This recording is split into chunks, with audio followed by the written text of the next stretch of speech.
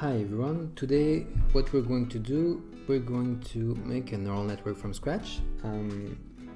So we're gonna help someone out and try to fix the code.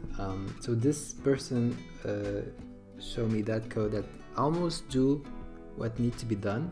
There's just a few things to tweak, right? So we have a neural network class over here. Just hide this. Neural network class, training data class, and a neuron class. So the idea here is to make a kind of deep learning library where you can train and use neural network. That's the idea. So what do we need for a neural network? To make a neural network, we need the idea of a neuron, the idea of a layer, and the idea of forward and backward propagation. So that's the four things that we really need. Other than that, there's not too much to it. So let's jump into it. If we look at the class, this neural network class, a lot of things are not dynamic enough. We will have to fix this first before doing anything. So let's look at the first class training data. So in this data, in this class, you have a data and expected output. That's great. We're not going to change this. This is perfect. This is a good idea to put like this. So you have kind of, here is the x's and here are the y's, and you're going to train with this. Perfect. That's a good idea to do that. Now we have the neuron class. We have weights, we have a bias, and we have some values, right? So what is the output of giving those weight and this bias? What is the output of this neuron? The bare minimum is here. Actually, a bit less than bare minimum is here, but the idea is here. So that's kind of good. We're going to change this. Now if we look at the neural network class, there's some stuff we need to change. First, those values need to be in the neuron class, the min and max weight. Those need to be put into an array. We may need to make a layer class because it's going to be easier to understand if we have layers instead of if we have arrays of layers instead of 2D array of neurons. That's a bit too complicated to use array of neurons. So we're gonna have to make a layer class and modular as a beta input. That's one thing. Here what this thing is doing, we do some setup, initialize the layers, and then we forward propagate.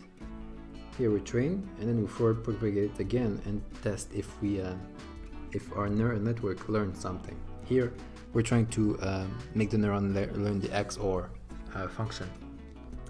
So we have this function that creates the training data. You see there's a lot of repeated lines. Usually that's a sign that you need to refactor. If you're doing a lot of the same thing but only changing the variable names, you should refactor for sure. Those functions that are doing mathematical stuff, we're going to put into a different class so that the main method is not cluttered, because this doesn't have to be in the main method and main class. Sorry. Here you see initialize layer 1, initialize layer 2 is actually the same function doing the same thing. This is the forward propagation method. It's good, actually. It's doing exactly what it needs to be doing, but because of the setup, it looks a bit too bulky. We can reduce this to a fourth of what it is right now. And this is the backpropagation method, update weight. Here we have 1, 2, 3, 4 for loops. That's a lot. We should be doing 3 and hide the weight updating. But because of the weight setup, it's just a mess. This is very, very hard to read and understand and parse correctly. So we're gonna need to refactor everything else before going back to the update weight, the backpropagation method. And the train is good. We're not going to change that too much. Now I fixed most of the things. We're going to go through what we saw before, and you're going to see the difference in the code. So now I have 5 classes instead of 3. If we look at training data, it's exactly the same thing. So I didn't change anything. Right? That was good. That was a good idea. Now, if we look at stat-util, basically it's everything that doesn't have to be in the neural network class, right? It's used by the neural network, but it can maybe be used by something else. So we have random float here, generate a random float, the sigmoid function, the derivative of the sigmoid, you have a squared error, and the sum of squared error. So they can be used by our code, but are not required to be in the code.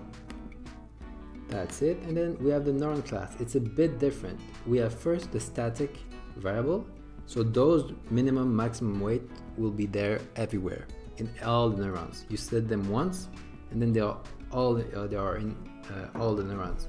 This is basically what the other code was doing. They were updating it once at the beginning, and it was a global variable in neural network. Now it's a kinda global variable, but in the neuron class. So we remove the clutter. Those are the non-static variable now. We have weight, we have cache weight, okay? Because when you're gonna do the backpropagation, you want to update the weight, but you want to calculate the next layer with the original weight, not the updated one. So you cache the weight, and at some point you're gonna update all of the weight. You're gonna replace the calculated versus the non-calculated. We have a gradient over here because we're gonna it's gonna speed up our calculation because there's a lot of reuse that we can do. We still have the bias, and we still have the value over here. This is the constructor for the hidden and output layer, right? So that's what you do. You give it a weight and a bias, and it will create this neuron. This is the constructor for the input neuron. So we need just to put the value, and you're gonna put the value here. Everything else is it's not doing much right here. This is actually null. It's not doing anything. It's just setting to default null values. Here, this is how we're gonna set the range, right? So give a min and max, and you're gonna set them over there. And this is how we update the weight. So once you do your backprop and all the cache weight are updated, you're gonna do reverse this. All the neurons in this layer all the weights for this neuron will now be the cache weight, those that you calculated previously. That's what you do here. One thing that we added is the layer class, right? This class was not there before, and its sole purpose is to hold other neurons and to abstract how we create we initialize the neuron in this layer, right? So we're gonna call random float when you're gonna create the neuron there. So also one other thing you have to keep in mind is you're not gonna have let's say a 6 input, 6 hidden neuron and 6 output every time, right? So the amount of weight before and the output, the number of neuron in the layer will be different. So for example, you can have 2 input, 6 hidden layer, a hidden neuron, and then 1 output, right? So the weight in the hidden layer need to be 2 per neurons, right? And then they're gonna all have 1 output out, and then the weight for the output will be 6. You need to have 6 weight because that's what's coming in. And this is why we have in neuron and number neuron here instead of just number neuron all the way. So we create that much neuron, okay? We initialize this over there. We initialize those weight for all of those neurons, and we just set all the weights to random float, but the weights are depending on in neurons. So that's one thing. This is to make it more flexible, and this is the constructor for the input layer. So it doesn't matter the weight, we don't care about them. One thing to keep in mind, this whole thing is only for a fully connected feed-forward neural network. It's not for convolutional neural network or a long short-term memory neural network. Only for fully connected feed-forward neural network. Why though? It's easiest to do. We can update this, play with it to make it convolutional if you want to. That's it. Those are the setup.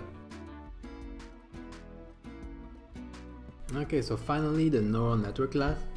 I changed this quite a bit, but the part that we really need to focus on is the how we train and how we do the forward propagation and the back propagation of the input pulse. So this is some notes for the guy that I helped get a help. So this is what it looks like now. We only have the layers, right? So with array of layers, there's no neuron in there. The neuron are inside the layers. So that's done. We don't think about them. This is the training data set. So it's an array of training data. That's it. Those are the two global variables. First thing we do set the range of the weight. And then here we create the layer. So the neuron that we have, the neural network that we have is a 2 input neuron, 6 hidden neuron, and 1 output neuron. And this will be enough to train an XOR function. You will learn an XOR function basically with the input that we have. And then here we create a training data. And you see here I have nothing in the input layer because I'm gonna initialize it afterward. And here I have 2 in neuron in weights and 6 neuron in there, right? And here I have 6 weights for 1 neuron. Because if we look here, this is the in neuron, right? So this will be the weights, the number of weight that will come in, and this is the number of neuron. Actually, in neuron is a terrible name. We should call this number weights. That's way better because it's literally the number of weights that will come in, right? Don't be afraid to refactor as you go. The first idea that you have is a terrible one. It will get better and better. We call the create training data, so we populate the training data and it will be over there, right? In our case, we're going to overfit our neural network because the XOR is there's just 4 possibilities. So we're going to try to overfit the thing. It doesn't matter if that's what we want to make it learn, it's fine. Here we just try to do some, try to see what it will output at the beginning. It's going to be random. What we want is either a 0 or a 1. That's what the input should be. If we have 0, 0, we should have a 0. If we have 0, 1, we should have 1, 1, 0, a 1, and 1, 1, a 0, right? Because it's A or B, but not both. That's what it means. Good, this is what we should see over here. Then we're going to train a bunch of time just to overfit it, and then this is our learning rate. And after that, we're going to do the same thing, same exact thing. So let's see what will this output. This is before the training, it's basically random. And this is after the training. We have 0, we have 1, 1, and then we have another 0. I didn't round it, but that's what we have, right? 0 or 1 over here. And that's it. That's our neural network. That's what it does. Okay. If we look at the training data, this is what it is, right? At first we had 0, 0, and then 0, 1, 1, 0, and 1, 1. And this is the expected output. That's what I put in training data set, and this is what we see over here. Those are very close to 0, and those are very close to 1. That's it for the main. This is the main function. There's nothing else in there, more common than anything else. And this is create training data. Nothing much over here. Just close those. This is the forward propagation, and this is the backward propagation. The backward propagation there's a lot of stuff in it, but it's only because we're trying to make it as clear as possible. Here we have another function, sum gradient, to sum all the gradient for a given neuron in a given layer. This is useful to reduce the complexity of the backpropagation. And then this is a training, right? So you do a forward and then you do a backward. So let's first look at the forward propagation. We have some inputs, right? We create this new layer, which is layer 0, with those inputs, and then we just forward the inputs in front, right? We just forward them using the weight of this layer neurons, right? All the neurons in this layer, we sum them all up, and using the value of the previous neuron, the layer of the previous neurons, right? We sum all of those by multiplying them. We multiply them and we sum all of those, and then afterward we do a sigmoid, and this is the new value for this neuron. That's basically what a neuron does. That's it, right? You give it input, and if it's past a certain threshold, it will act a certain way depending on its function, right? Like a real neural network in the brain. There's no bias in this case. I didn't have time to implement it, but this is what you should do if you have a bias. You just add it over there. That's the forward propagation. There's nothing else, like I said, right? So if you're at the last layer, you will do a sigmoid on the sum of the previous hidden layer, and that value of this output neuron will be the value of the whole neural network. So this is heavily inspired by the website I gave before, so it's over here, just right there.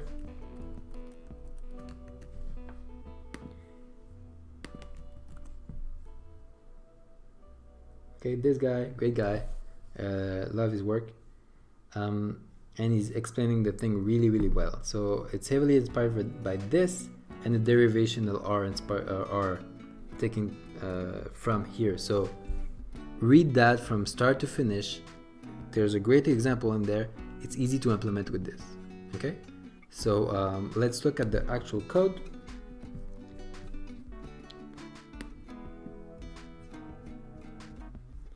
So over here, backpropagation, we have a learning rate and we have data, and then we're gonna we use the trained data because we want to check the expected output. This is the only reason we have this, right?